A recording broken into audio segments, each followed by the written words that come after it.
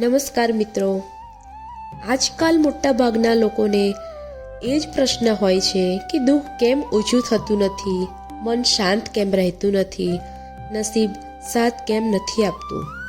શાસ્ત્રોમાં કહેવામાં આવ્યું છે કે દિવસની શરૂઆત જેવી હોય એવો જ આખો દિવસ બને છે.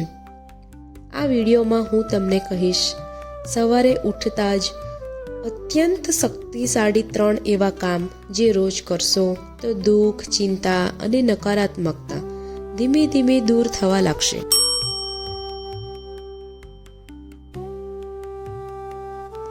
પહેલું અત્યંત શક્તિશાળી એવું કામ, સવારે આંખ ખુલતા જ પહેલા મોબાઈલ નહીં, પહેલા ભગવાનનું સ્મરણ. તમારી બંને હથેળી સામે જુઓ અને મનમાં અથવા ધીમા અવાજે બોલો, કરાગ્રે વસતે લક્ષ્મી, કરમૂલે સરસ્વતી, કરમધ્યે તુ ગોવિંદ, પ્રભાતે કરદર્શનમ. આ મંત્રનો અર્થ એ છે કે આ હાથોમાં લક્ષ્મી છે, આ હાથોમાં સરસ્વતી છે અને આ હાથોમાં ભગવાન વિષ્ણુ વસે છે.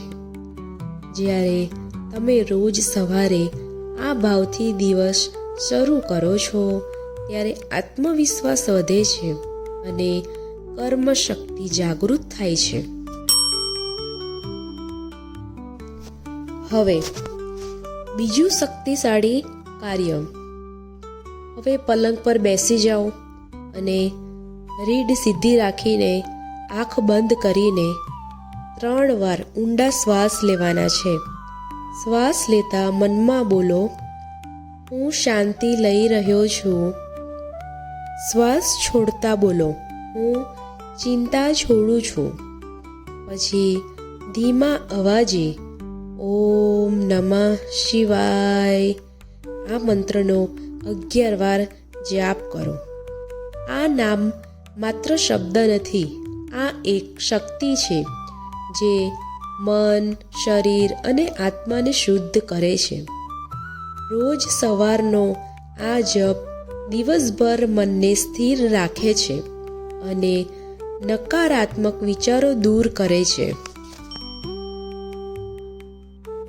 હવે ત્રીજું શક્તિશાળી કાર્ય અને અતિ આવશ્યક કાર્ય. હવે અંતમાં હૃદય પર હાથ રાખીને આ એક વાક્ય જરૂર બોલો, હે ભગવાન, મને આજે એક નવો દિવસ આપવા બદલ આભાર. જે વ્યક્તિ આભાર માનવાનું શીખે છે એના જીવનમાં ક્યારેય ખાલીપણી રહેતું નથી.